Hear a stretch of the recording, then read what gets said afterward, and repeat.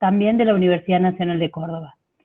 Es columnista en medios gráficos y radiales, tales como La Voz del Interior, Hoy Día Córdoba y Radio Universidad, siempre sobre temas relacionados a la tecnología y a la cultura. Recientemente ha publicado el libro Selva Artificial, la vida entre las máquinas. Bienvenido, Darío, y gracias. Bueno, muchas gracias por la presentación. Un saludo, veo a Erika ahí también, que ex alumna de nuestra... todavía es alumna de nuestra maestría, no lo vamos a dejar ir tan fácil. Pero bueno, la conozco de allá. En principio, bueno, yo agradecer mucho, y lo digo con sinceridad, que me hayan invitado, porque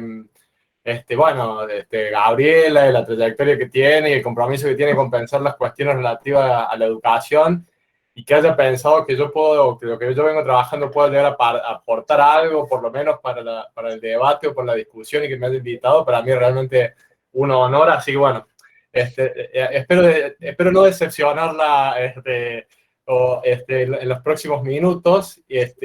No, yo te voy a decir una cosa, Darío. Sí. Nosotros súper agradecidos con tu aporte, porque hay una mirada que es desde la filosofía, que nosotros no la sabemos hacer. Entonces necesitamos de tu aporte para que realmente poder trabajar estos temas con la riqueza que tienen. Y además hay algo que tiene Darío bueno, porque no dijiste en tu currículum que estabas en la maestría de procesos educativos también, ¿eh? También. Eso te lo vamos a anotar. Pero poder pensar estas cuestiones para quienes estamos en educación, hay una traducción importante y necesaria, ¿no? Y entonces nos parece que escuchando a Darío podemos entender desde la filosofía cuál es la relación que establecemos entre nosotros y la tecnología, pero para poder pensar el campo de la educación. Sí, yo creo que una de las novedades que ha traído la pandemia ha sido lo requerido que han estado los filósofos y las filósofas en todo el mundo, ¿no? Han como empezado a salir en los diarios, ahora pues todos le van a preguntar, y yo creo que efectivamente mi impresión como docente también, es que si la docencia está conmovida, ¿no? O sea, estamos conmovidos, estamos como en una especie o sentimos que estamos como en un impasse, ¿no? Y nos ponemos más reflexivos para ver hacia dónde va o cómo pensamos esto, que es toda una novedad, que no es una novedad del todo, más bien yo diría que también es una aceleración abrupta de procesos y tendencias que ya se venían dando, ¿no? Es decir, la educación virtual ya tenía presencia, y iba creciendo, iba aumentando, cada vez era más común entre nosotros ejercer la docencia ligado a dispositivos digitales, pero bueno, ha sido como un empujón de háganlo de una vez, ¿no? Una cosa así, y no saber bien cómo vamos a volver, o si vamos a volver, o de qué manera va a continuar el proceso. Y entonces, bueno, me parece que de todos los ámbitos hay una idea de que, bueno, hay que llamar a algún filósofo que nos diga un poco por dónde podríamos pensar la cuestión. Y entonces, bueno, una de las cosas que yo me he puesto a pensar, justamente porque además soy docente y porque me han pedido un trabajo específico a esto, aunque yo ya venía escribiendo algunas cosas en relación a lo digital y la educación, es bueno, cómo se piensa la educación a partir de este nuevo escenario, ¿no? Y yo ahí, en relación a lo que decís, Gaby, de cómo lo ve la filosofía, yo diría que tampoco es un campo homogéneo, ¿no? Y yo diría que yo me quisiera apartar un poco de una mirada filosófica que es bastante distópica y bastante tecnofóbica, ¿no? Que Google nos roba todos los datos y que somos autómatas de Google, lo cual es cierto, pero digo, no agota eso todo el panorama, sino que me parece que hay una discusión bastante vieja e interesante de cómo nosotros, qué es lo que es ser un ser humano y qué es lo que es acoplarse a máquinas, ¿no? Básicamente. Y me parece que ahí podríamos pensar algunos vínculos entre el humano y máquina, y por qué, y que ese es el primer paso que yo quisiera dar acá, la primera hipótesis para poner en juego con ustedes. Me interesa mucho la discusión. Me interesa mucho la discusión, o sea, quisiera saber cuánto tengo que hablar para tener tiempo después para discutir, no sé, No quiero que termine de hablar yo y que se vaya todo, entonces... Estás muteada, Gaby, perdón. Ahí está. Nosotros estamos hasta las 6. Bien. Y a veces cuando se pone muy interesante estamos hasta las 6 con vos, o con, digamos, no es que no sea interesante, sino que a veces la participación es más y nos tenemos hasta las 6, y si la participación es menos, a lo mejor te desocupamos un poquito antes. También depende de vos. No, La gana que algo, tengas de algo que he descubierto de la comunicación contemporánea es que entre más irritas a las personas, más interacciones hay, así que voy a tratar de ser irritante para que se queden discutiendo. Otra cosa que te quiero decir es que, digamos, vos explayate el tiempo que consideres, que tengas ganas, y siempre aparecen preguntas, no hace falta explicar mucho, siempre hay algunos aportes re interesantes, y bueno, y que surja, que el tiempo lo manejemos flexiblemente, ¿no? En base a los intereses de todos. Perfecto. Sí, yo voy siguiendo el chat también, así que si alguien va metiendo ahí, paramos y dialogamos, no hay problema. Dale. Sí, a mí me serviría mucho más eso, ¿no? Para no irme. Entonces decía, bueno, ¿cómo encaré yo, para ponerme a pensar este artículo que no sé si lo has compartido? Sí, lo hemos compartido y muchos lo han leído. Porque una de las cuestiones que también plantearon desde la revista, de la revista esta de Flaxo, es que sea un artículo que más bien se corra de esa mirada que decíamos, ¿no? Distópica, de que ahora el fin de la docencia, o el fin del trabajo humano, o el fin de la vida espontánea, y ahora todo sucedió en máquina. ¿Cómo pensar una mirada positiva, digamos, desde el cual podamos pararnos y construir en este nuevo escenario, con las máquinas que tenemos y dentro del sistema en el que nos movemos, ¿no? Entonces yo digo, bueno, a mí me pareció como una buena entrada a la cuestión pensar a la docencia como un trabajo. Por lo tanto, yo no voy a hablar tanto acá de las cuestiones pedagógicas o didácticas, pero me gustaría que salieran. Pero yo digo la docencia como un trabajo, y como todo trabajo, un trabajo que requiere de medios, ¿no? Es decir, requiere de herramientas o de medios materiales para ejecutarse, ¿no? No hay trabajo en el que uno no requiera algún medio de trabajo, ¿no? Y que los medios de trabajo de los docentes siempre han sido, me parece a mí, los más icónicos, ¿no? La tiza, el pizarrón, las planillas, los libros, los cuadernos, digamos, todo y bueno, desde luego el edificio institucional, la escuela como dispositivo, ¿no? Ese ha sido generalmente nuestros medios de trabajo. Si nosotros trabajamos a través de esos medios, ¿no? Y yo pensaba, bueno, si nos remontamos al origen de Occidente, al origen de la filosofía, si nos vamos a Platón, uno de los primeros pensadores que ha pensado sistemáticamente la educación y la formación del pueblo, ¿no? La República, un libro que lo que quiere hacer es pensar cómo el gobierno debe educar al pueblo. Y en el Fedro, me gusta un pasaje del Fedro que yo siempre traigo colación para pensar estas cosas, porque en el Fedro Platón plantea que está en contra de una técnica, de una tecnología novedosa en ese momento, que yo a veces suelo hacer un truquito con esto, lo suelo leer sin decir de quién es y de qué está hablando, y generalmente muchos me dicen de algún pensador contemporáneo hablando de los celulares y las computadoras. Pero no, es Platón en el Fedro hablando de los textos escritos, digamos, de los libros, ¿no? Y dice, porque es olvido lo que producirán en las almas de quienes aprendan, al descuidar la memoria, ya que fiándose de lo escrito, llegarán al recuerdo desde afuera, a través de caracteres ajenos y no desde adentro, desde ellos mismos y por sí mismos. Y después dice, en efecto, sus vástagos, los vástagos de la escritura, es decir, los textos, los hijos de la escritura,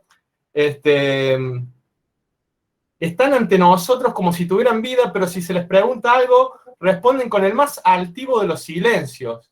Lo mismo sucede con las palabras. Esta idea me parece a mí que está muy arraigado en Occidente, de que para que se produzca verdadero el hecho pedagógico tiene que ser un vínculo de humano a humano sin mediación. Y en Platón incluso los libros, o la palabra escrita como mediación técnica entre el alumno y el docente, es incluso algo que obstaculiza el aprendizaje y la enseñanza antes que mediarla, ¿no? Y que incluso él habla de los libros como meros recordatorios, porque en la teoría pedagógica de Platón el verdadero conocimiento viene del propio alumno, ¿no? La mayéutica de Sócrates, que le hace pregunta al alumno hasta que empieza a salir de sí mismo los conocimientos, que me parece que también está arraigado en nuestra tradición docente cuando decimos que queremos que el alumno piense por sí mismo, ¿no? Decimos que aprenda por sí mismo. Y ahí esta idea me parece muy, muy del origen de la filosofía, de la pedagogía, de pensar que el vínculo, o el único vínculo legítimo y genuino y donde se produce el hecho pedagógico es en un vínculo humano-humano, ¿no? Sin mediaciones. Y que incluso las mediaciones de los libros, en ese momento que para nosotros son legítimas, es decir, hoy se puede escuchar a un padre, un profesor, una profesora decirle a un alumno, largar el celular y agarrar los libros, ¿no? Es decir, tenemos legitimado los libros como medio de aprendizaje o de enseñanza, pero no el celular. Yo me lo imaginaba a Platón diciéndole a su hijo, larga los libros y andar a charlar con el docente, ¿no? Es decir, esa idea que uno... ¿A qué voy con esto? Bueno, que las mediaciones técnicas en última instancia son históricas, ¿no?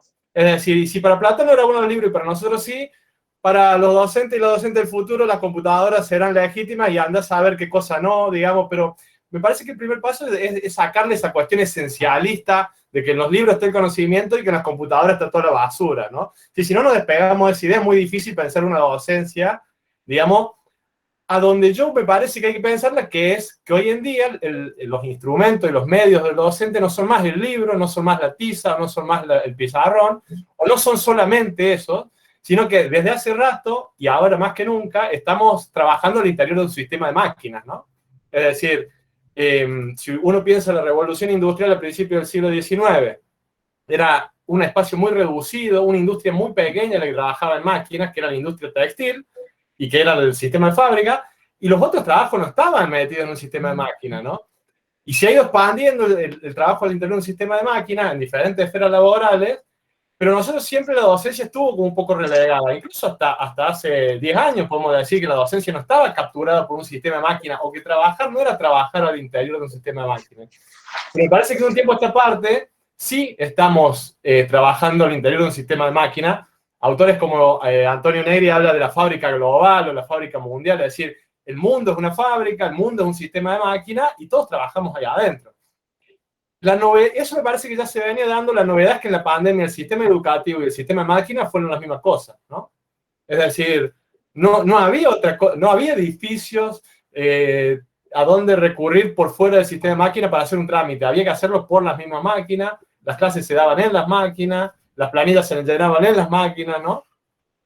Entonces me parece a mí que si uno piensa el trabajo docente hoy en día, uno podría recuperar toda la tradición crítica al sistema de máquinas que se ha dado en el siglo XIX. En el siglo XIX, cuando aparece el trabajo fabril, aparecen los pensadores a decir, bueno, acá hay que pensar lo que significa trabajar pegado a una máquina, ¿no? Marx, Babbage, Ure, para acá, ¿no? Es decir, ¿qué significa trabajar al lado de una máquina? Y eso me parece que es lo que me parece que se podría recuperar y que quizás por ahí no nos interesaba tanto en el trabajo docente hasta hace 15 años, 10 años, pero ahora, bueno, estamos trabajando en el interior de un sistema de máquinas que no son aquellas máquinas mecánicas del siglo XIX, sino que son otras, ¿no? Son máquinas cibernéticas que tienen otra característica y cuyo principal concepto es el de información, ¿no? Y ahí me parece que tenemos que situarlo. Pero antes de eso yo quisiera decir esto. Es muy lindo el debate de Platón, ¿no? Es decir, de por qué los libros sí y las computadoras no, podemos decir hoy en día. Pero a mí lo que me interesa decir es lo siguiente.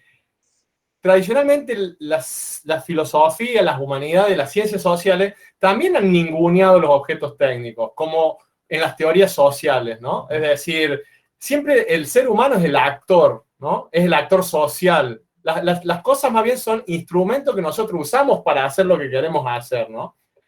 De un tiempo a esta parte, podríamos decir de los 80 para acá, aparecen algunos autores, por ejemplo, Bruno Latour, por ejemplo, Donna Haraway con el concepto de cyborg, que dice, bueno, ojo que las cosas también hacen cosas, ¿no? Y que las cosas tienen, el concepto de Latour es agencia, ¿no? Es decir, en los procesos sociales hay algunas cosas que son potestad del ser humano, pero hay otras que se producen esos procesos porque las cosas median e interactúan con los humanos de manera que hacen que esos procesos sociales sean posibles, ¿no? Uno podría pensar en que lo que es, digamos, si un sistema de educación masiva sería posible sin libros, ¿no? Es decir, sin imprenta que te permita hacer textos masivos, ¿no? Uno podría decir, no, si tuviéramos todavía con los copistas que copian los textos a mano, no podríamos tener un sistema masivo como tenemos en Argentina, por ejemplo, ¿no? Entonces, se supone que las cosas también o hacen cosas, o Latour dice, hacen hacer cosas, ¿no? Y entonces, a partir de la década de los 80, se empieza a pensar efectivamente si no tenemos que darle más importancia a los objetos técnicos para pensar nuestros procesos sociales, incluso la conformación del sujeto, ¿no? Siempre se piensa que lo que manipula la conformación subjetiva son poderes o política, y nunca pensamos en la cultura material que nos rodea a partir de la cual se modelan las subjetividades, ¿no? Desde cómo ordenamos las mesas en un aula, ¿no? Es decir, ponemos el profesor adelante y los alumnos todos en fila, digamos, esa conformación de la cultura material, de los objetos, ¿no? Y de cómo los objetos no son simplemente instrumentos, sino que son también su distribución, de alguna manera su diseño, ya tiene implícito ciertos valores, ¿no? Y entonces aparece otro escenario, me parece, en las ciencias sociales y en las humanidades de los 80 para acá, discutiendo mucho eso. ¿Es algo tan especial el ser humano que solamente, como pensaba Platón, puede producir transformaciones subjetivas relevantes en vínculos con otros humanos? ¿O es más bien una cosa entre otras cosas, un sistema entre otros sistemas, un proceso entre otros procesos, de los cuales también forman parte las cosas y las máquinas, y que todo eso puede, digamos, es un entramado de cosas y humanos mucho más difícil de separar de lo que nosotros pensaríamos, ¿no? Y entonces, ahí, en ese también sería como la ontología que yo quisiera jugar, ¿no? Es decir, por un lado, la idea de los medios de trabajo del docente, ¿no? Como un trabajo, y qué pasa cuando ese medio de trabajo se ha vuelto un sistema de máquina. Y por otro lado, que las transformaciones subjetivas fuertes, relevantes como el aprendizaje y la enseñanza, no son únicamente de la relación humano-humano, ni las cosas participan en la relación humano-humano como un instrumento para llevarla a cabo, sino que efectivamente aparecen con una agencia, es decir, hacen algo, hacen hacer cosas, y más bien las teorías contemporáneas, estas que yo digo, que le dan entidad a los objetos técnicos, hablan de hibridación, hablan de influencia cruzada, de regulación cruzada, ¿no? O de cyborg, ¿no? Ese ser que inventa, en realidad lo trae Donna Haraway de un cómic, pero es ese ser híbrido humano-máquina que no se puede, en el que las dos partes están inescindibles una de otra, ¿no? Y entonces, esos son los dos ejes, ¿no? Pensarnos como humanos en que nuestra subjetividad transcurre en una hibridación con los objetos que nos rodean, materiales, y como docentes, que nuestros medios se han convertido en un sistema de máquina. Y por eso me parece que sirve mucho el concepto de cyborg de Donna Haraway, porque tiene esta idea de que nosotros en realidad no somos seres humanos excepcionales usando estas cosas muy simples que son máquinas, sino que en realidad somos una cosa con la máquina, porque el funcionamiento de la máquina regula nuestro comportamiento y el comportamiento nuestro regula el sistema de la máquina, y así en millones de personas a nivel global, ¿no? Hoy en día. Lo cual es una cuestión compleja para pensar, ¿no? No sé si Omar querés... ¿Cómo va, Omar? Bueno, acá Omar entonces hace un planteo que tiene muchas respuestas, ¿no? ¿Querés que te lo lea, Darío? No, sí, yo le decía a Omar si quería meter un bocadillo. Omar, ¿estás por ahí? Sí, acá Hola, estoy. buenas tardes. Sí, acá estoy. ¿Cómo va, Omar? Pensaba decir, la idea parte de esto de muchas veces, es decir, indudablemente que este contexto nos situó al dispositivo, a la máquina, como el único medio o el excluyente. Pero si pensamos en los aprendizajes, porque por ahí si separamos lo que es enseñanza y el proceso de enseñanza y separamos lo que es el proceso de aprendizaje, me parece que para mirar el proceso de aprendizaje, no sé si estaríamos o deberíamos no utilizar la máquina y utilizarla como un medio, porque en realidad estamos trabajando sobre los procesos mentales de los estudiantes. Cuando nos quedamos en el proceso de enseñanza, quizás sí caemos en la máquina, no solo como herramienta, sino como el todo. No sé si me expliqué. Sí, totalmente. Yo la voy a reservar esa pregunta para después, porque la cuestión es, que me parece muy interesante la cuestión es que ahora la tecnología de vanguardia, ¿no? de nuestras máquinas se llama Machine Learning, aprendizaje de las máquinas, ¿no? Es decir, ¿qué pasa cuando el medio también aprende? Nosotros estamos usando esto como un medio para que se produzca un proceso de aprendizaje en un alumno, una alumna, como vos decís. Pero el medio mismo va aprendiendo en el camino, ¿no? Y va modificando las acciones que nosotros vamos haciendo y la percepción del alumno, de la alumna, de nuestras acciones, porque el medio va mutando, ¿no? Que esa es la diferencia para mí con el libro de Platón, que dice, bueno, cuando vos le preguntás algún libro no te contesta como el docente. Por eso el docente es mejor que el libro, quédate con el docente. Eso podríamos haber hecho las computadoras hasta hace 15 años, ¿no? Pero cada vez es más difícil decir que las computadoras no pueden hacer cosas que nosotros sí. No digo que no quiero entrar a la discusión de si son como nosotros, si piensan, pero cada vez, y esa es una diferencia entre el cyborg y el autómata, ¿no? El autómata es algo automático. El cyborg, en cambio, es la parte maquínica adquiere características que son muy similares a la parte humana y por eso se puede complementar también, ¿no? Ya sea con el docente o con el alumno, ¿no? Y entonces ahí uno podría decir que el aprendizaje está distribuido, o como dice Clark, la mente extendida, podemos decir aprendizaje distribuido, es decir, se va produciendo un aprendizaje del ensamblaje docente, computadora, alumno, o no.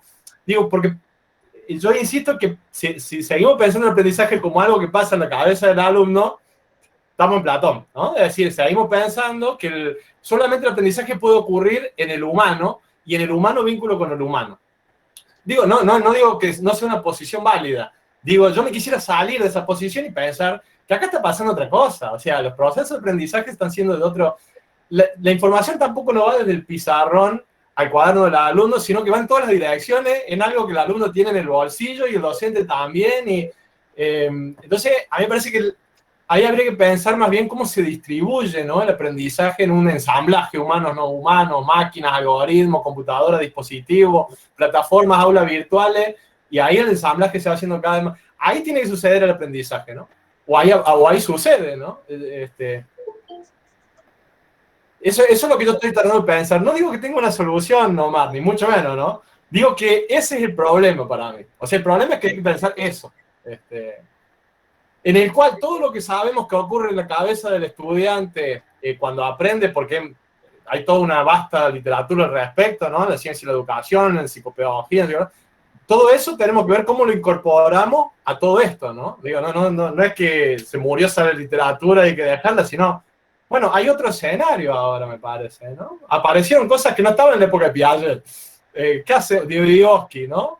¿Qué diría Vygotsky del andamiaje con todo esto, no? Eso estoy tratando de pensar yo, ¿no? Y sé que es arduo pensar eso, ¿no? Por eso vengo acá a que lo charlemos, pero digo, me parece que ahí, es más o menos un esquema que nosotros, de filosofía, que tenemos esta posición de pensar los ensamblajes, el acoplamiento, lo planteamos en diferentes ámbitos. Me parece que el ámbito de la docencia tiene como todos estos condimentos, ¿no? Enseñanza, aprendizaje, la docencia como un trabajo al interior de un sistema de máquina. Yo por eso, déjenme decir dos cosas más, no sé si Omar querés decir algo más. No, nada más, gracias. Yo por eso decía, un concepto antes que nos metamos con las máquinas, que me gusta mucho el concepto de mayéutica tecnológica de Stigler. Bernard Stiegler es un filósofo francés que murió el año pasado, que tiene un libro de 3 tomos que es enorme, se llama Técnica y Tiempo, está en digital, después cualquier cosa, si lo quieren leer, yo se los puedo pasar por medio de Gabriel, y que él usa ese concepto donde dice, bueno,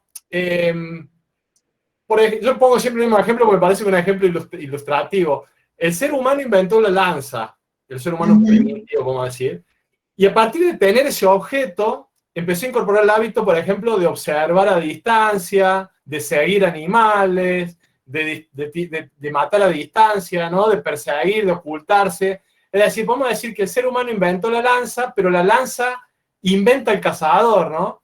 Y Stigler, o sea, de la misma idea esta que dice que Sócrates, que el docente extrae con preguntas conocimientos que el alumno tiene y no lo sabe, un objeto técnico extrae del ser humano capacidades, ¿no? Hábitos, comportamientos, destrezas que el ser humano no conoce, ¿no?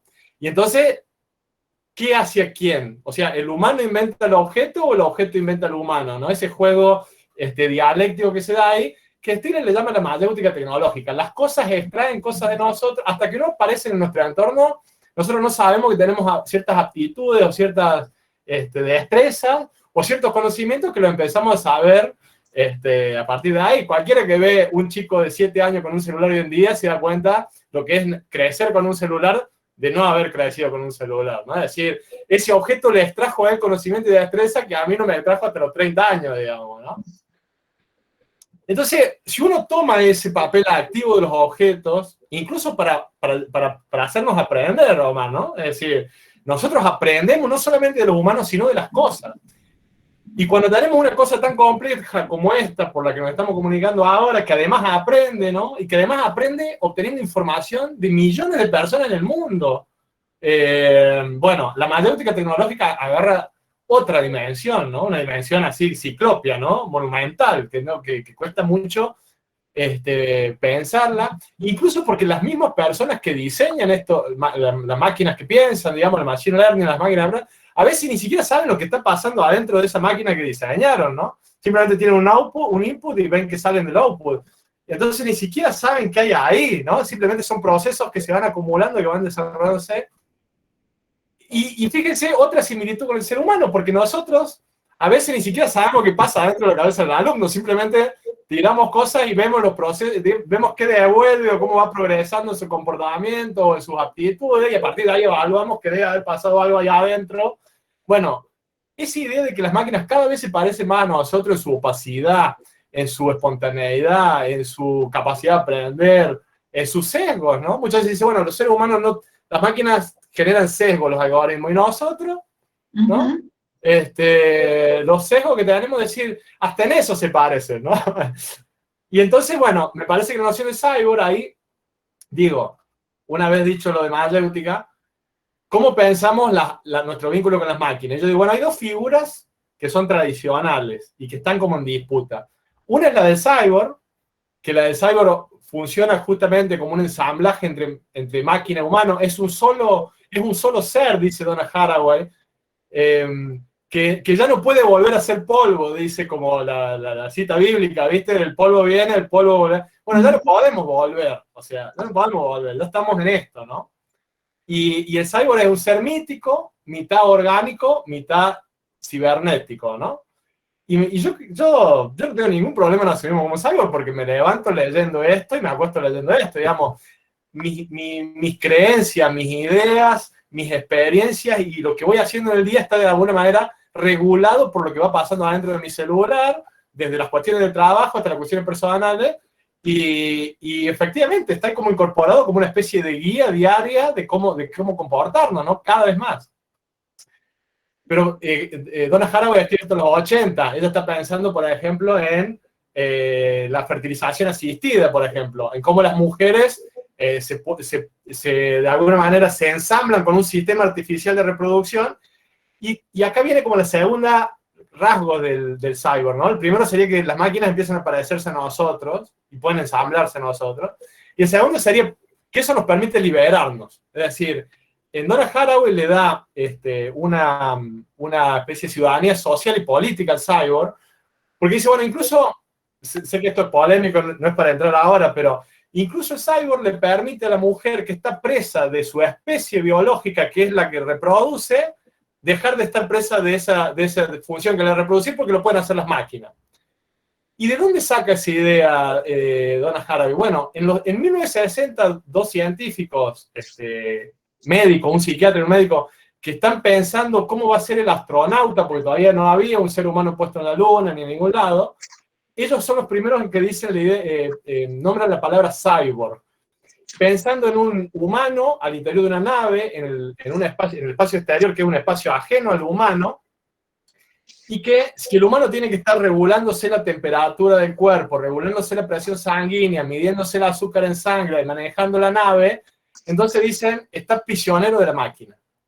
Pero si conseguimos que un nivel de todo eso pueda ser hecho de manera automática por robots, que haya robots que le midan la glucosa, que le midan la presión, y que si falta algo, automáticamente dejen entrar en el cuerpo algún fármaco que regule. Es decir, si no tiene que ocuparse en ese nivel el ser humano, de hacerlo él, porque hay un nivel automatizado, puede quedar libre para crear, explorar y sentir, dicen en ese paper, estos dos científicos de 1960, Kleins y Klein.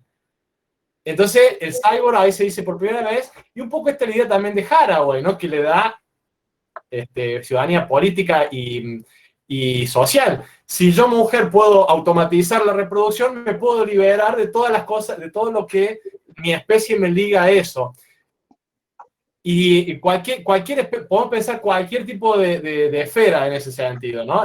Como Donna Haraway viene de la línea feminista, digamos, esa es como su preocupación política, pero uno podría pensarlo que si uno quisiera trasladarlo al ámbito docente, uno podría decir, si automatizamos cierto nivel de tareas de nuestra actividad docente, nos puede llegar a liberar para actividades creativas, de otro índole. Esa es como la esencia del cyborg, que justamente es como opuesta a otra tradición, que es la del autómata, que ya voy a desarrollar, en donde la idea de automatización es opuesta a la idea de libertad, ¿no? Si uno queda dentro de un proceso automatizado y automático, uno no es libre, tiene que hacer lo que ese proceso le demanda. El concepto de cyborg permite como de alguna manera desarticular esas dos cosas. Vos justamente automatizar te permite ser libre. Y entre mejor puedas decidir vos qué automatizás y qué no, más va a ser esa posibilidad de liberación. Tengo acá, no lo tengo. Tengo un libro de Teresa Aguilar que se llama Ontología Cyborg, que explica muy bien, bueno, después cualquier cosa lo puedo pasar también, que explica muy bien esto, donde dice, lo único que permanece constante en la idea política de las izquierdas, incluso en Haraway, es la idea de liberación. Todo lo otro cambia. O sea, los humanos cambiamos, las máquinas que usamos van cambiando, es decir, todo nuestro contexto va cambiando.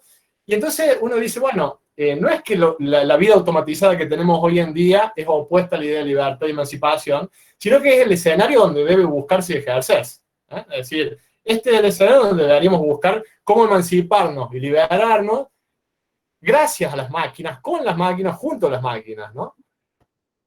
Por el otro lado, o sea, por eso las izquierdas toman mucho la idea de cyborg, ¿no? Es decir, es como el camino emancipador y liberador de la búsqueda de la interacción con las máquinas. Por el otro lado, me parece que el capital ha desarrollado otro concepto que es el del autómata, y es el del robot. Y el del robot, más bien, sí, ahí estamos en otro tipo de vínculo con la máquina. Porque si el cyborg habla el lenguaje de la asociación, ¿no? De cómo nos asociamos con las máquinas para lograr objetivos nobles o más elevados, el del autómata es el lenguaje de la sustitución. Cómo mecanizamos un proceso a tal nivel que podemos reemplazar al humano que lo hace por una máquina, ¿no? Y entonces, bueno, al día de hoy puede escuchar, el otro día leí en el diario La Nación un artículo de Oppenheimer que decía estamos rodeados de robots, donde justamente hablaba de cómo las empresas empiezan cada vez más ahora en pandemia sustituyen a los humanos por robots, porque básicamente no tienen que estar a 2 metros de distancia, no se enferman de COVID, no piden aumento de sueldo, no piden vacaciones. Esto es lo que dice Oppenheimer, lo pueden buscar. Pero Pero esa es la figura del autómata, no es la figura del cyborg, ¿no? Digamos, si ustedes me preguntan, yo diría que son dos modelos de sociedad. Digamos, las izquierdas, dado que no podemos volver atrás porque no hay una forma de dejar de usar estas máquinas, son las máquinas con las que, digamos, ya no hay vuelta atrás, podemos discutir eso, pero me parece que no hay. Dado eso, la sociedad podría ir a una sociedad cyborg, en los términos que lo describimos recién. Pero me parece que el capitalismo más duro quiere llevar a una sociedad de autómatas, ¿no? Digamos, donde más bien los procesos productivos se pueden automatizar, lo único que interesa automatizar son los procesos productivos de toda índole, pensando también los movimientos financieros automatizados, ¿no? Uno de los rasgos de la última década es que no solamente los trabajos manuales están siendo reemplazados por robots, sino los trabajos intelectuales como los CEOs, ¿no? Cada vez se contratan menos ejecutivos porque hay algoritmos que te dicen dónde tenés que invertir tu dinero y vas a ganar. Eso es algo que tenías que formar un empresario durante 30 años para que fuera experto en esas decisiones, ¿no? Bueno, hoy también los algoritmos aprenden esas cosas, ¿no? Y entonces todo lo que se puede automatizar para reemplazarlo por un robot es la apuesta del capital. Entonces yo digo, bueno, y de los militares. Entonces yo digo, bueno, cuando nosotros pensamos cómo es vivir o a ejercer la docencia en interior de un sistema de máquina, me parece que no siempre distinguimos entre estos dos modelos, ¿no? A veces los confundimos, a veces directamente asumimos el lenguaje del capital y decimos, acá lo que pasa es que somos unos piezas de una maquinaria y estamos allá adentro y están los grandes dueños de las corporaciones como Google y Facebook que nos dominan. Lo cual es cierto en parte, pero también el cyborg existe, ¿no? O sea, el cyborg está presente. Si pensamos todo lo que no podríamos hacer si tuviéramos que por ejemplo, que ordenar nuestros propios mails o contestar cartas a mano, ¿no? O cosas por el estilo. Claro, porque antes la sociedad iba a una velocidad mucho menor, ¿no? Entonces había tiempo para contestar, las comunicaciones tenían otro ritmo, ¿no? Y ahí empieza a haber me parece otro problema que sería, bueno, justamente un rasgo del capital es que lo que el cyborg libera, no te lo quedas vos, sino que el propio cyborg, el propio sistema lo agarra para ese excedente, lo incorpora al sistema para extraer más ganancias todavía, ¿no? Es decir, si vos antes tenías que dedicarte una mañana para contestar 3 cartas y hoy en una mañana podés contestar 10 mails, ese tiempo que te queda libre es porque te dieron 20 mails más para hacer otro trabajo, ¿no? Y entonces, eso no es un problema de las máquinas. El cyborg libera, efectivamente. Lo que pasa es que es el sistema económico o socioeconómico en el que estamos, que ese excedente lo vuelve a reincorporar. Incluso cuando tenés tiempo libre o ocio, que estás sentado viendo Netflix, están chupando los datos tuyos de Netflix para poder hacer otras series o otras recomendaciones. O sea, me parece que la diferencia es que el capital ya no necesita un operario parado frente a una máquina de Fiat, sino que le alcanza con alguien en un joystick de videojuego, en una computadora trabajando o viendo Netflix, ¿no? Son las virtudes que tienen para el capital las máquinas contemporáneas. Pero yo digo, bueno, eso, ¿no? El cyborg y el autómata me gustaría que después que lo discutamos, porque me parece que esas son dos figuras que nos podrían dar claridad a la hora de decir, bueno, ¿qué hacemos? ¿Cómo lo pensamos? Me parece que tendríamos que hacer todo lo posible para convertir nuestro sistema educativo al interior de las máquinas en un cyborg y no en un autómata, ¿no? Es decir, pensando en el lenguaje de la asociación y no el de la sustitución, esto lo va a poder hacer una máquina, ya no lo tiene que hacer el docente, ¿no? O esto no hace falta que lo haga el alumno porque ya lo hace la máquina, sino cómo eso y las actividades del alumno se pueden ensamblar de una manera que sea virtuosa, ¿no? En el fondo es pensar una ética con las máquinas. ¿Cómo vamos a vivir con las máquinas? Otra vez pensando ética en un sentido ampliado. Ética no es algo que es la convivencia de humanos juntos, sino es la convivencia de humanos y sistemas maquínicos juntos, ¿no? Cómo se produce, donde algunos son los dueños y otros son los usuarios, pero ahí tendremos que tener una especie de ética con las máquinas, ¿no? Y después de esto, ¿no? La idea del cyborg siempre va a buscar el par, o sea, trabajamos juntos las máquinas porque somos pares, ¿no? Hay algo del mismo tratamiento que yo hago a la máquina que es el que le haría a otro ser humano, en el sentido positivo y en el negativo, ¿no? Por ejemplo, hay momentos que mi máquina funciona mal, y yo paso un día terrible cuando eso funciona, sobre todo si tengo miles de actividades que hacer, pero lo mismo me sucede cuando un compañero de trabajo anda en un mal día, ¿no? Digamos, hay un vínculo que nosotros, que no terminamos de cristalizar esa idea de que tenemos vínculos con las computadoras muy similares a los que solo teníamos con los seres humanos antes, y que no es el que teníamos con la tiza y el pizarrón, ¿no? Y digamos, mientras el cyborg busca ese lenguaje del par y de cómo tenemos una ética de igual a igual con las máquinas, el autómata es la dialéctica del amo y el esclavo. O somos amos de nuestra computadora y él hace lo que nosotros decimos, o somos esclavos de las corporaciones que nosotros hacemos lo que ellos quieren, ¿no? Es decir, parece que el autómata no podemos salir de la dialéctica amo y esclavo. Y tendemos siempre a pensarlo ahí, ¿no? Entonces estaría bueno por ahí ampliar y ver cómo se piensa una ética por fuera de la dialéctica muy esclavo, ¿no? Y ahí, bueno, por eso nuestro gurú un poco es Gilbert Simondon, ¿no? Un filósofo del siglo XX, 1950, 60, escribe y tiene un libro muy famoso que se llama El modo de existencia, El modo de existencia de los objetos técnicos. Que es un libro un poco áspero, pero sobre todo la segunda parte, tiene 3 partes del libro, la segunda habla un poco de esto de el vínculo humano-máquina, y que también aparece ahí la cibernética, que se empieza a desarrollar en la década del 50, en el 1948, sí, de la década del 50, con Norbert Wiener, y donde dice, bueno, finalmente acá la cibernética busca un mismo corpus de conocimiento que de alguna manera unifique lo que pasa en un entramado de máquinas y organismos, y que finalmente el concepto de información es el que nos permite decir, tanto un organismo como una máquina, como una sociedad, en última instancia lo que hay ahí es intercambio de mensajes, ¿no? Y esa matriz conceptual, que después se empieza a complejizar, es la que la cibernética empieza a proponer como un lenguaje común para máquinas y seres vivientes. Es decir, si nosotros pensamos que lo que hacemos los seres humanos es intercambiar información desde Platón hasta acá, y pensamos que lo que hacemos hoy en día con las computadoras es intercambiar información, entonces podemos pensar como los mismos procesos para pensar cómo se vinculan los humanos entre sí, los humanos y las máquinas, los humanos y los animales, los humanos y el ambiente, ¿no? Es decir, va y viene información y lo que hay que descubrir es cómo son esos procesos de intercambio, ¿no? Es muy diferente decir los humanos tenemos algo que las máquinas nunca van a poder tener, que es más bien el primer reparo que hacemos nosotros. La cibernética ayuda porque dice, acá no hay ser privilegiado, ¿no? O sea, no hay un ser que tiene privilegio, no hay una excepcionalidad, ¿no?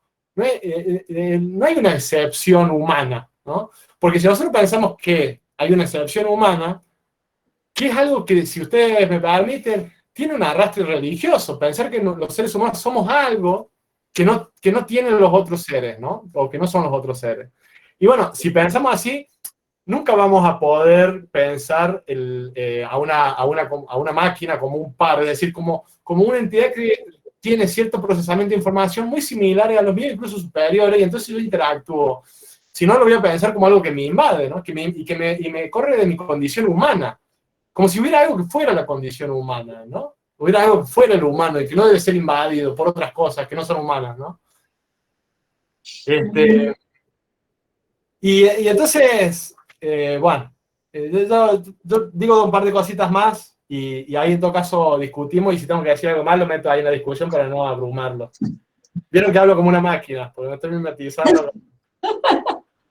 No, pensar esto, que lo que dice Marx es, bueno, porque Marx compra el autómata y nunca se fijó mucho en el cyborg, nunca tuvo una idea cyborg, ¿no? De decir, el nuevo sistema de fábricas puede llegar a ser algo que si el trabajador se ensambla con él puede emanciparse al liberarse, digamos, del trabajo manual, por ejemplo, sino que para Marx el trabajo de máquina es el trabajo que esclaviza, ¿no?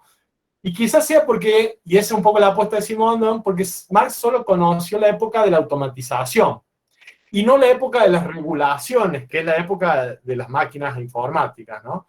Es decir, una máquina que puede modificar su comportamiento porque registra cosas que pasan a su alrededor de las otras máquinas o de los seres humanos, y que entonces puede hacer esto, hacer aquello, hacerlo más lento, hacerlo más rápido. Es una máquina que se regula, no es una máquina automática tac, tac, tac, que hace siempre lo mismo, ¿no?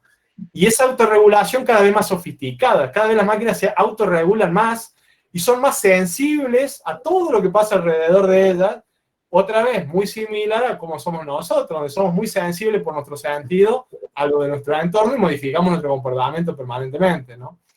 Entonces, como Marx no conoció eso, por eso a lo mejor dice Simondon, pero bueno, dado que ahora tenemos otra máquina, ¿cómo pensamos el vínculo y cómo pensamos el trabajo? Y entonces a mí me gusta la idea de él de acoplamiento, que si la puedo encontrar acá, dice, existe un acoplamiento interindividual, para Simondon habla de individuos. El individuo humano es uno, el individuo técnico de la máquina es otro, pero hay un acoplamiento interindividual entre el hombre y la máquina cuando las mismas funciones autorreguladoras se cumplen mejor y de modo más fino a través de la pareja hombre-máquina que a través del hombre solo o de la máquina sola. Y ahí yo digo, bueno, por ejemplo, ahora en Buenos Aires están desarrollando el programa Prometea, que es un programa de inteligencia artificial que puede dar sentencias, ¿no? Toma casos, ¿no? Y miles de casos vos le podés meter en el input, los procesa, y entonces cuando vos le pones un caso nuevo, en función de la jurisprudencia que tiene analizada, dice culpable, inocente, 5 años, 10 años. Y bueno, claro, dice, pero ¿qué pasa si se equivoca? Dice, bueno, porque puede tener un sesgo estadístico, ¿no? Y uno lo primero que diría es, sí, no, dejémoselo en manos de un juez humano. Pero los jueces humanos, sí es lo que sabemos, que no son infalibles, es decir, los jueces humanos se equivocan, y mucho. Entonces, la idea del culpamiento de Simondon, tal cual me parece que lo que dice es eso. ¿Qué pasa si hacemos un sistema en el cual se deciden mejores sentencias, por ejemplo, de una manera en que si lo hiciera el humano solo, si lo hiciera la máquina solo, posiblemente estarían peor que si lo hicieran juntos, ¿no? Esa es como la idea del acoplamiento, y que en el fondo es la definición de cyborg. ¿Hay cosas que podemos hacer mejor ensamblado a la máquina que por nuestra propia cuenta? Es una pregunta. ¿Y que la máquina por su propia cuenta? Esa es una pregunta. Y la segunda es, ¿está la enseñanza y el aprendizaje entre esas cosas? Porque si está, y si me admiten que está, entonces tenemos que pensar una educación al interior de un ensamblaje o de un acoplamiento tecnológico en el sentido que lo piensa Simondon, ¿no? ¿Cómo hacer esa cosa ensamblados que saldría mejor que si lo hicieran por separado máquinas o humanos, ¿no? Y obviamente después está toda la cuestión, me parece a mí, de las plataformas, que bueno, si quieren lo vamos charlando ahora en el intercambio. Yo creo que más o menos he sentado como las bases de lo que yo quiero discutir ahí, y me parece que todo eso, si lo pensamos en términos de plataforma, la plataforma es algo ambivalente, está entre el cyborg y el autómata, y tengan en cuenta esto, la inteligencia artificial está en pañales, o sea, está empezando la inteligencia artificial, de hecho es una tecnología bastante imperfecta porque está en permanente exploración, y entonces tener más claridad hacia dónde queremos que vaya, me parece que no es algo propio únicamente de los técnicos y los programadores, sino que es una discusión que debería ser parte de los políticos, de los agentes culturales, ¿no? De los empresarios, y pensar cómo hacemos el cyborg, ¿no? Cómo hacemos el cyborg local.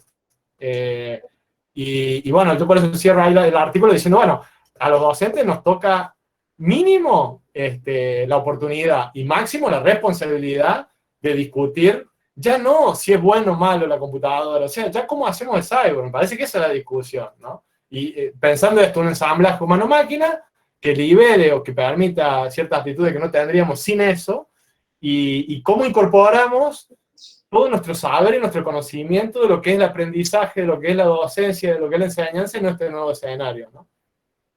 Pero bueno, ha sido como una porría así medio desordenado de las ideas que de última pueden encontrar más o menos ordenadas en el artículo, ¿no? Tampoco tan ordenado. Bueno, muchas gracias por este desorden que nos desordena, pero nos hace pensar. Bueno, muchas gracias. Una cosita más quiero decir.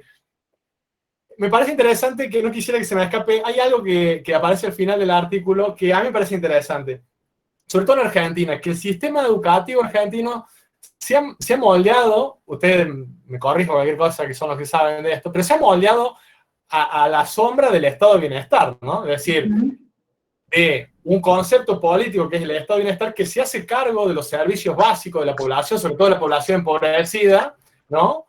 Y ha desarrollado todo un montón de cosas, pero entre ellas el sistema educativo masivo, público y gratuito que tenemos en Argentina, en todos los niveles, ¿no? Y me gusta lo que dice Morozov, que dice, claro, ¿qué te da el Estado? Y te subsidia muchas cosas, entre ellas herramientas o incluso partes del sueldo, ¿no? Para que para que ese sistema pueda llevarse a cabo. Y dice Morozov, claro, pero de hace un tiempo a esta parte, y yo me siento totalmente identificado con eso, cada vez más yo trabajo una parte en territorio y otra parte al interior de un universo de inteligencia artificial y algoritmo, porque me uso todas las aplicaciones de Google y los mails y los intercambios y YouTube y subimos, y esto mismo que estamos haciendo, donde está subvencionado también porque no pago Google, no pago Internet, pero no pago todas estas aplicaciones. Y a cambio de que, bueno, de los datos que a Google le sirve para hacer nuevos productos. Pero me subsidia mi trabajo. Si, por ejemplo, Google me cobrara a partir de ahora 10.000 pesos por usar sus aplicaciones, no podría trabajar, yo tendría que ver qué hago, ¿no? Y eso, dice Morozov, es muy parecido a un estado de bienestar privado digital invisible que cada vez es más extendido, ¿no? Y a mí me gustó mucho esa idea, porque es cierto, ¿no? Que trabajamos, y fíjese que da lo mismo que da el estado de bienestar. Te da seguridad, te dice que tus datos van a estar ahí, o sea, lo mismo que te da el estado posta, digamos, y te da seguridad, y además te permite cierta libertad de manejo allá adentro, ¿no? Es decir, y te sanciona si haces algo mal, ¿no? Pues si haces algo mal te sancionan, te quitan la cuenta. Entonces es muy interesante pensar, porque la docencia no solamente ha cambiado el medio, sino que también va cambiando cuál es la entidad a la que le debemos, ¿no? Y el ejemplo que yo pongo ahí en el artículo es, bueno, un día me levanto a las 8 de la mañana para tomar el examen y estaba caído Google y no sabíamos qué hacer, digamos, y no había aula donde pedir a quién pedirle la llave del aula ni comunicarnos con los alumnos porque se había caído Google, ¿no? Y ahí vemos la importancia que tiene, me parece, para nuestra profesión, para nuestro oficio. Y claro, en pandemia el Estado no estaba, o sea, no había nadie a quien llamar, porque entonces se rompe la herramienta en otro continente y no puedo trabajar acá yo ahora, ¿no? Y eso me parece que es como el desafío también. Perdón. Bueno, un montón de cosas. Esto último que traes nos lleva también quizás a un planteo más político, ¿no? Digo, la charla tuya dispara para un montón de direcciones, para poder pensar el oficio nuestro de docentes, para poder pensar nuestra relación con las tecnologías en el marco de la escuela, del aula, de la enseñanza estrictamente, de la profesión, para poder pensarnos como sujetos sociales en este contexto contemporáneo, cómo vivimos, qué hacemos, cómo respiramos. Y bueno, y esto último, que es otro planteo de tipo político, que se cruza también con este análisis más del capitalismo que hacías vos y de las nuevas formas de explotación, en algún sentido, del neoliberalismo, ¿no? Yo quisiera, bueno, a ver qué opina el grupo. Acá Sofi ya tiene levantadita la mano, que es también, bueno, estos gestos sociales que la tecnología nos permite, ¿no? Levantar la mano. Sofi, ¿querés tomar la palabra? Sí. Bueno, el desorden de la exposición de Darío me generó todo un desorden en la mente, a mí también, que está bueno, es un desorden productivo, creo yo. Bien. Quiero enmarcar primero mi reflexión, porque más que una pregunta es una reflexión. Quiero enmarcarlo diciendo que tengo una taza de Amazon. En mi casa tengo a Alexa y tengo a Google Home. Mándale saludos. Sí, después te digo, Darío Saldrón, y te mando saludos, Alexa. Obvio, el celular siempre, y tengo un padre, ¿no?, que se dedica a todo esto, lo que es el machine learning y todo lo que estás hablando, y que está súper interesado en eso. Y cuando yo leía lo de el cyborg y el autómata, pensaba cómo en su forma de ver el futuro, ¿no? Y en sus expectativas sobre el futuro, y sus expectativas sobre mí también, y sobre la educación en el futuro, se combinan eh, estas dos visiones, entre que, por ejemplo, me dice, vas a tener más libertad, ¿no? En esto del cyborg, porque la máquina lo va a hacer por vos, pero ahí en ese, la máquina lo va a hacer por vos, también está un poco de la automatización, de que vos no vas a poder decidir sobre lo que hace y lo que no hace la máquina, porque la máquina va a ir avanzando sola, ¿no? Y él piensa mucho en esto que es, bueno, que capaz sea chino para algunos de mis compañeros, porque también fue chino para mí, que es esto de la singularidad, de que en algún momento en el futuro la automatización va a ser tal eh, que la máquina va a llegar a niveles de inteligencia que no vamos a poder comprender y etcétera. Y en toda esa maraña de pensamientos, quería traer un poco a Mercedes Bunz, que también lo trajo la profe al principio, porque justo leí esta cita que anoté el año pasado, que dice, hasta donde sabemos, las máquinas no están interesadas en dominarnos, en dominar nada. A diferencia de los humanos, no tienen intereses. Y la autora se pregunta, ¿de dónde viene nuestro miedo a ser dominados por las máquinas? Capaz porque los humanos estamos acostumbrados a dominar a otras especies o a que hay dominación entre nosotros, ¿no? Y bueno, y en todo esto pensaba en nuestra responsabilidad y en la propuesta que sale durante todo tu texto, tu exposición y sobre todo el final, de dar forma al cyborg educador, y esto que también tomás de Simondon, que dice ser la conciencia responsable e inventiva. ¿Qué trabajo vamos a tener? Digo, porque no estamos, a ver, en esto que decías al último, va a ser una discusión que va a tener que ser dada entre empresarios, políticos, docentes, gente del ámbito cultural y etcétera, y al mismo tiempo que ya estamos utilizando estas herramientas que ya se crearon y que ya se están comunicando entre sí, digamos, eh, bueno, no sé, quería pensar un poco en la complejidad y en la necesidad de animarnos cada vez más a tomar palabra, porque siento que muchas veces en educación lo fuimos ignorando o lo fuimos dejando para después, o bueno, de eso se está encargando la gente de tecnología, ¿no? Como si fuera otra gente, y ahora nos hemos visto obligados a ser parte de esa discusión, y enhorabuena, no sé. Bueno. Esa fue mi reflexión de esa buena. Está buenísimo. Bueno, Sofía, vos sos una cyborg, pero nativa, ¿no?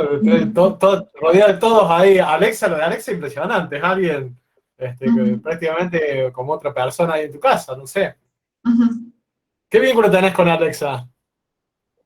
¿Lo usás así como un buscador de Google o es otra cosa? No, mi vínculo es más, a ver, controlan un poco la casa, ¿no? En el sentido de que vos le decís prender la luz, ¿no? ¿Y qué pasa? Se corta el internet o se corta la luz y no tengo horno, digamos, hasta el horno es eléctrico. O sea, no puedo ni hacer un mate cocido porque la pava también es eléctrica. No sé, hay un poco, yo siempre traigo el episodio de Los Simpsons de la Casa del Terror, que hacen esta casa ultra automatizada y la casa quiere seducir a Marge y etcétera. Sí. Con la voz de Pierce Grossman.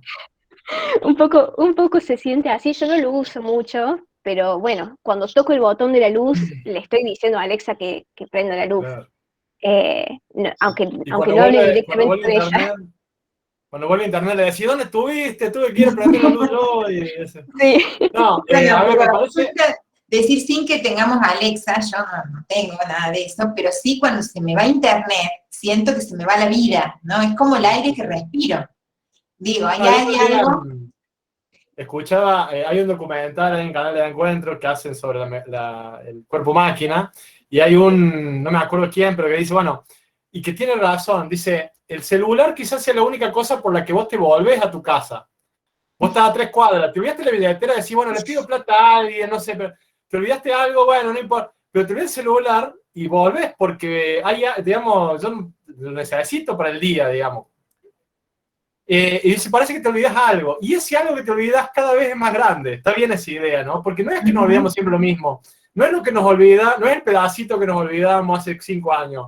El pedazo de ahora es como mucho más grande y el de más adelante. No, para tomar 2 o 3 cosas, Sofi, para seguir circulando la palabra, me parece re interesante la pregunta de dónde sale la voluntad de dominación. O por qué las vemos y las proyectamos en las máquinas. Y ahí me parece que la buena pregunta sería, y que eso es algo que más bien antes que la filosofía, que siempre piensa en la humanidad, la sociología de la técnica ha hecho algunos aportes interesantes en decir, che, no hay humanos, están los humanos y grupos de humanos, ¿no? Entonces, cuando pensamos si las máquinas dominan a los humanos, esa es una posición, si como me parece a mí, bastante pobre e incluso ideologizada de la derecha, porque lo que hay que pensar es la máquina de quién dominan a quiénes, ¿no? En todo caso, ¿no? Y yo pienso, bueno, por ejemplo, y por eso yo digo, hay que revisar el discurso de Google nos domina y nos saca los datos, porque, por ejemplo, ahora el gobierno nacional afirmó un decreto que le dan $500.000 a ARSAT para que haga una nube nacional, para que los datos que se produzcan en Argentina no salgan directamente a Google como ahora, sino que tengamos alguna infraestructura para poder reservarlos nosotros, porque hoy en día tener los datos es producción nacional. No tenemos datos, no tenemos producción nacional, porque digamos, los datos cada vez son más insumos de la industria, ¿no? ¿Qué vamos a decir frente a eso? ¿Nos vamos a poner porque es lo nuevo digital que nos saca los datos? ¿O vamos a estar de acuerdo porque, digamos, de alguna manera es una posición de crear infraestructura nacional para industria nacional? Ese me parece que si nos quedamos en la comodidad y la pereza intelectual de las series de Black Mirror, bueno, vamos a quedarnos siempre ahí. Pero si nos podemos pensar en serio, digamos, ¿qué está pasando en el mundo? Y bueno, primero, no se trata ya de datos sí, datos no, se trata de cómo hablamos algo así como un cyborg nacional, si ustedes quieren, no sé, pero ¿y qué decimos de eso entonces? ¿Nos ponemos a favor, en contra, apoyamos, no apoyamos? Parece que la tecnología en ese sentido habla de otras cosas, además de sí misma, ¿no? Es decir, nos interpela desde otros lados. Y por eso me parece re oportuna y re pertinente la pregunta por la dominación, ¿no? La verdadera dominación que nos interesa es de las máquinas a nosotros, y esa es la preocupación que tienen los países centrales, porque ellos no son dominados por nadie, digamos, pero nosotros tenemos otras preocupaciones. No nos preocupan tanto el Terminator como Google, ¿no?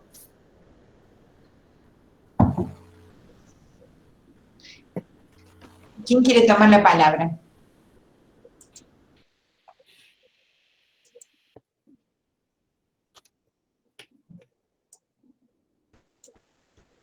Ahí veía Juan Pablo Vázquez, decía algo arriba, María Inés Barragán también, Gabriel. ¿Tiene la mano levantada?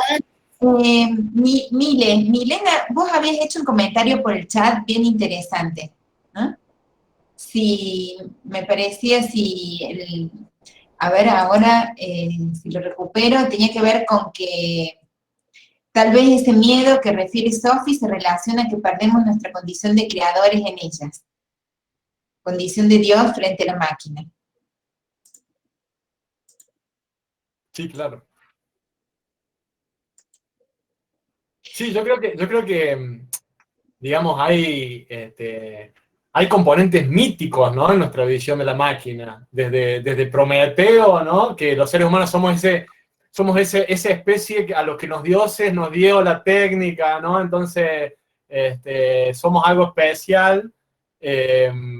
Y por otro lado, la figura del creador. Nosotros creamos la máquina. Y bueno, yo tengo un textito que habla del golem, del Frankenstein, que son como, si nos ponemos a rastrear en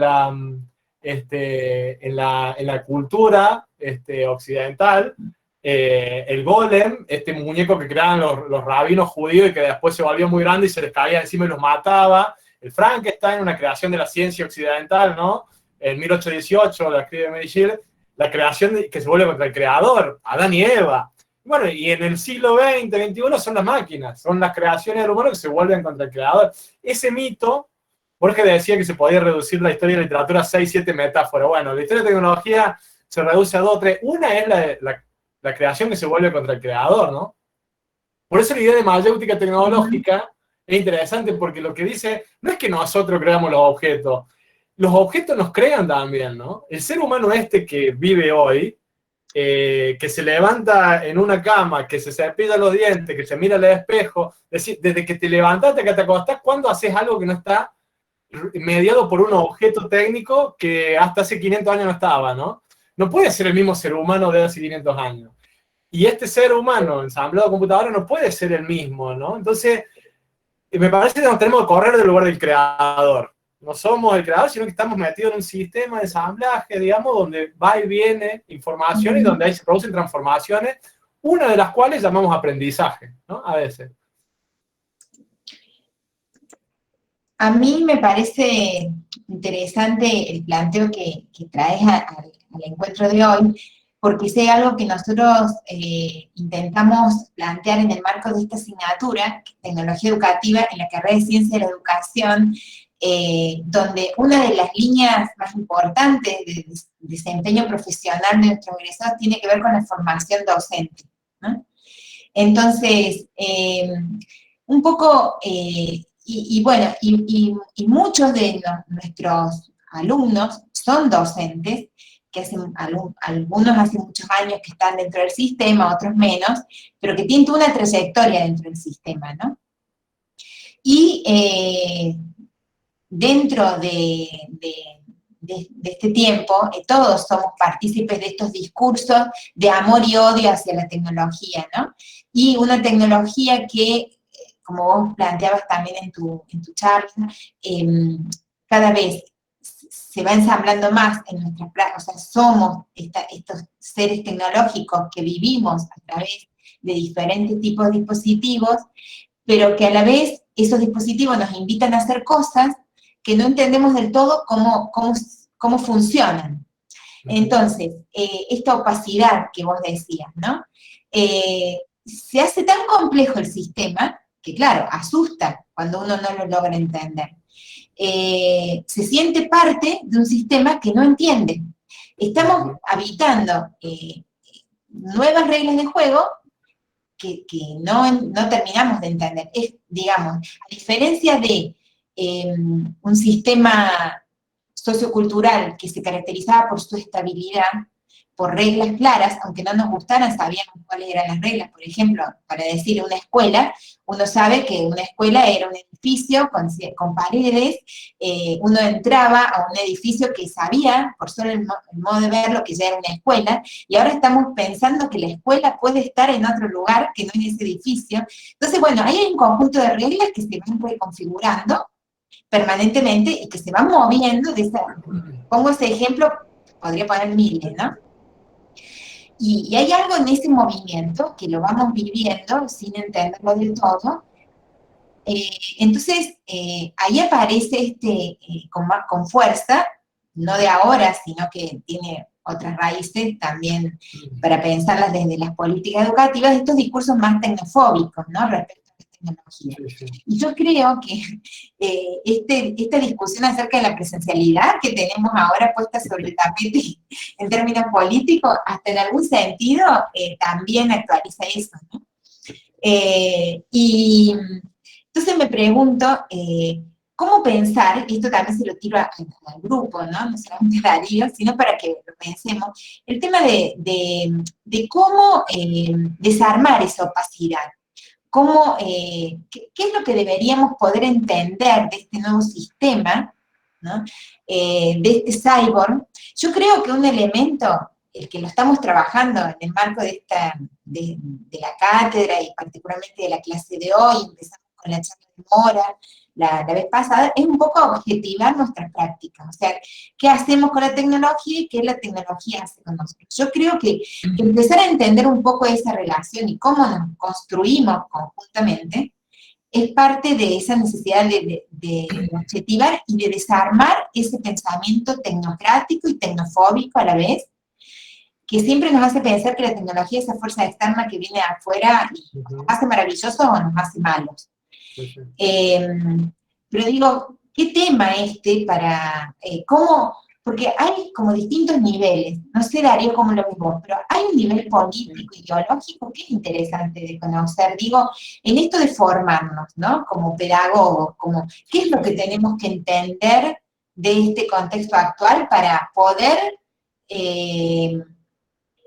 pensar luego la formación en tecnología? Porque los pedagogos que vos ves acá en este grupo, en estas 40 personas que somos, muchos de nosotros después vamos a formar docentes en estos temas.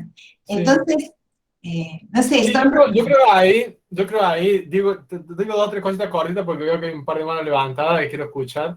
Pero digo, me parece que está bien si no entendemos. Me parece que está bien si no entendemos, porque efectivamente, como dijo Juan Pablo por ahí arriba, es una ensalada, pero está bien que pase eso, porque nunca antes una tecnología como la digital ha subsumido tantas ocupaciones y tantas actividades abajo sí. Ni siquiera el motor a vapor que cambió la forma de producir atravesó toda la sociedad. Era un ámbito muy reducido, la industria textil y después la industria... Pero hoy en día esto atravesó todo, y como dijimos antes, no solamente como medio de trabajo, sino la subjetividad, la forma en que percibimos, la forma en que aprendemos. Entonces está bien que estemos desorientados, ¿no? Me parece que más que comprender, tenemos que pensarlo la cuestión, ¿no? Y con mucha prudencia. Y bueno, y son transformaciones muy brutales que se dan en la sociedad. Me parece que más que pensar, tenemos que estar a la expectativa de cómo se va desarrollando la cuestión.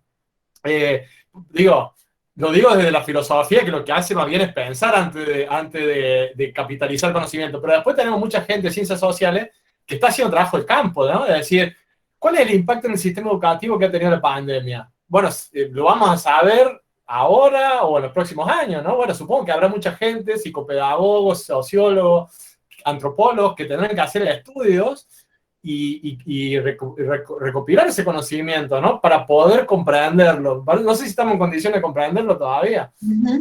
Por eso yo decía al principio, me parece que estamos conmovidos por lo abrupto del cambio, la aceleración abismal que ha habido de tendencias que parecían que iban a darse, pero uno pensaba por lo menos a un mediano plazo, ¿no? Y la pandemia lo llevó a una cosa inmediata.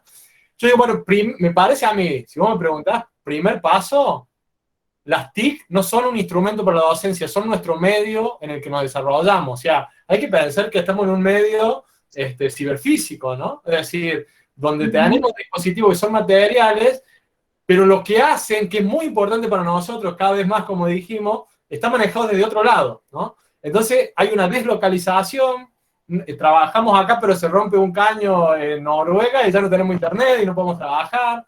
Me parece que ahí hay toda una literatura que viene pensando lo digital que se podría incorporar, me parece a mí, pero pensar, entre otras cosas, cómo educar. Pero sí, me parece que hay una tendencia a pensar las TICs como los instrumentos que tiene el docente para enseñar. Además de eso, es la esfera en la que convivimos. Alumnos, docentes, todo.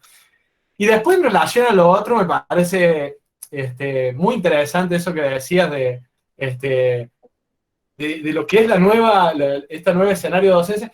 Una de las cosas que a mí me parece, incluso hasta interesante como fenómeno, es lo difícil que cuesta decirle a la opinión pública y publicada que trabajamos a destajo todo el año pasado. Dicen, no hubo escuela, no hubo educación el año pasado. Yo estuve todo brotado del estrés de estar todo el tiempo con las computadoras.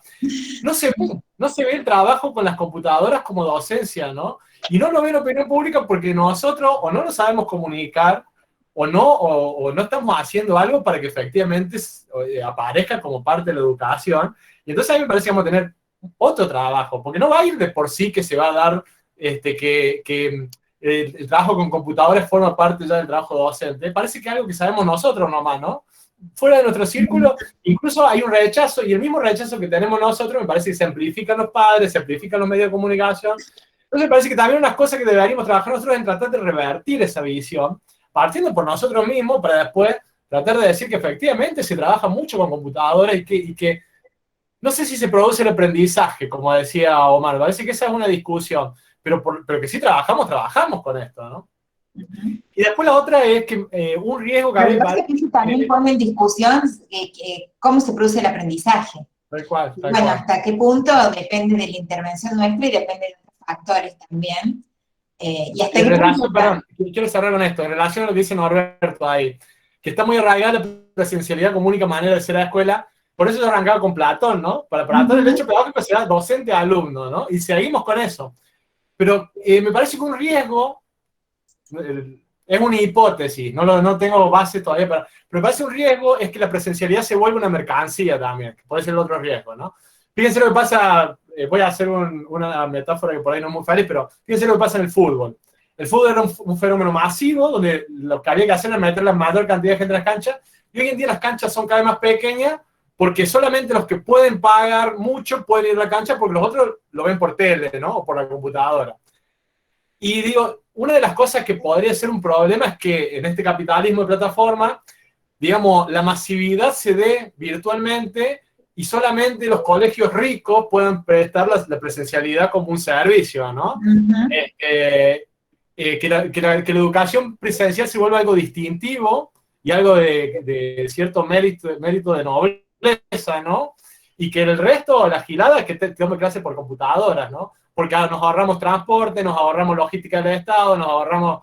Bueno, ahí me parece que hay que seguir pensando en la igualdad como la igualdad y la gratuidad y lo público.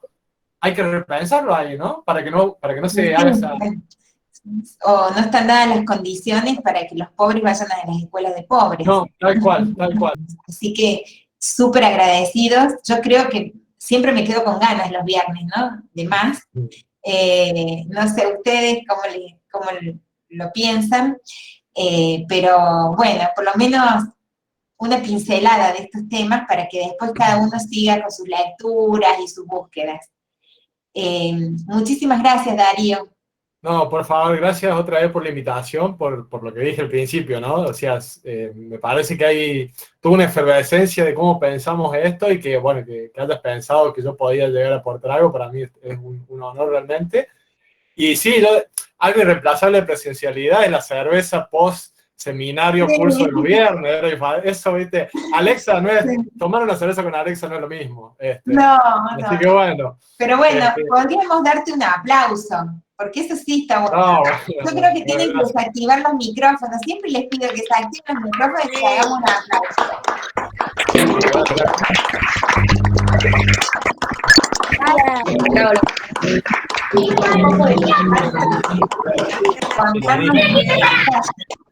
Muy linda la clase. Gracias. Bueno, y seguimos intercambiando por otros medios. Sí.